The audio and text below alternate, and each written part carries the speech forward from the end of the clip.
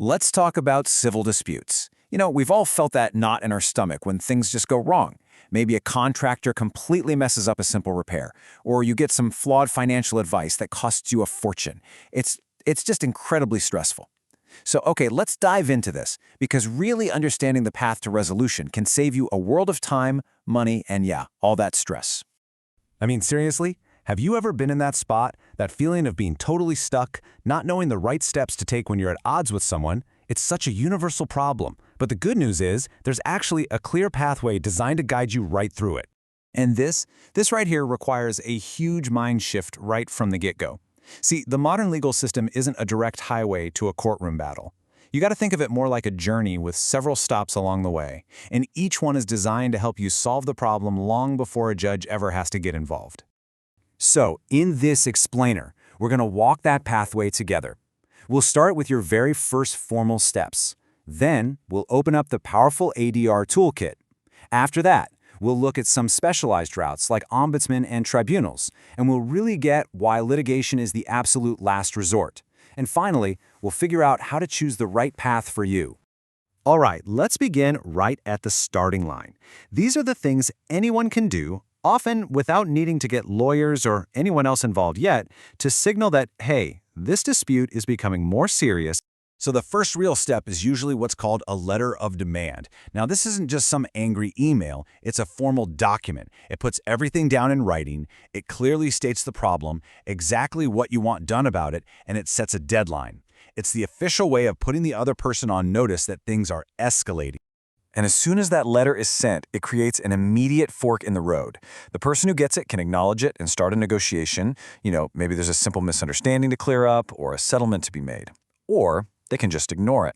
And let me tell you, ignoring it is a huge gamble because it almost always forces the issue to escalate to the next stage of the pathway. Which brings us to our next section. This is really the main road of resolution, the ADR toolkit. This is where most disputes find their off-ramp long before ever seeing the inside of a courthouse. ADR stands for Alternative Dispute Resolution, and it is a total game changer. In fact, these days, laws like the Civil Dispute Resolution Act actually require people to take genuine steps, like using ADR, to solve their issues before they can even think about going to court. The whole idea is about finding a smarter way to solve problems. So let's open up this ADR toolkit. With mediation, just imagine a neutral referee who doesn't pick a winner, but just helps both sides talk so you can find your own solution. Conciliation is kind of similar, but your referee is also an expert coach who can offer advice and strategy.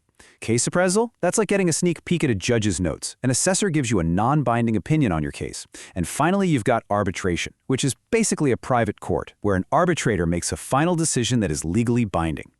Of course, ADR isn't some magic wand.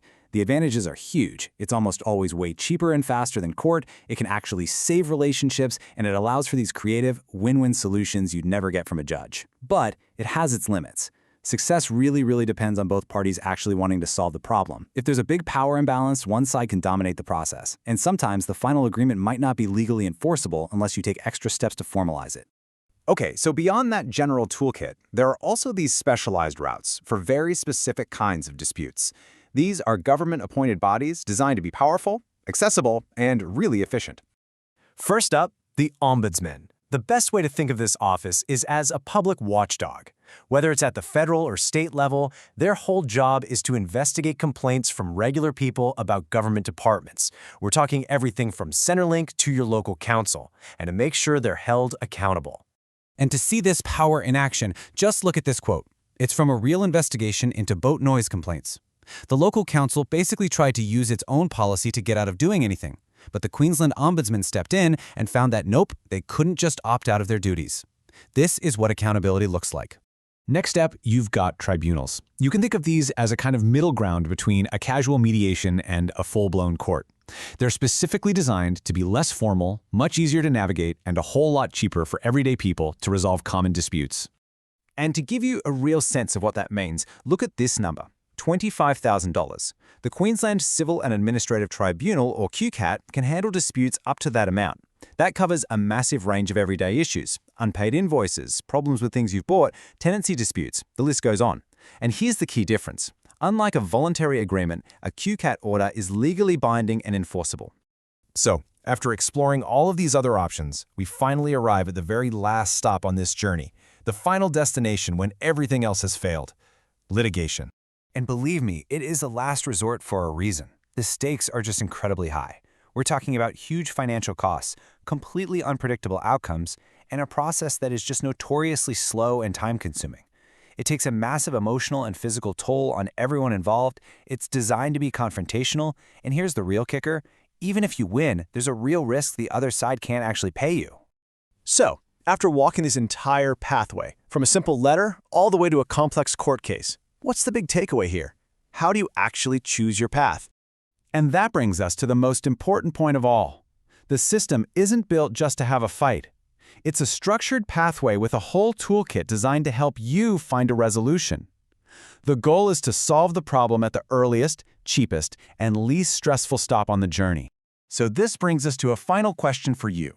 Now that you can see the entire map laid out, the letters, the mediators, the tribunals, all the way to the courts, how would you approach your next dispute differently?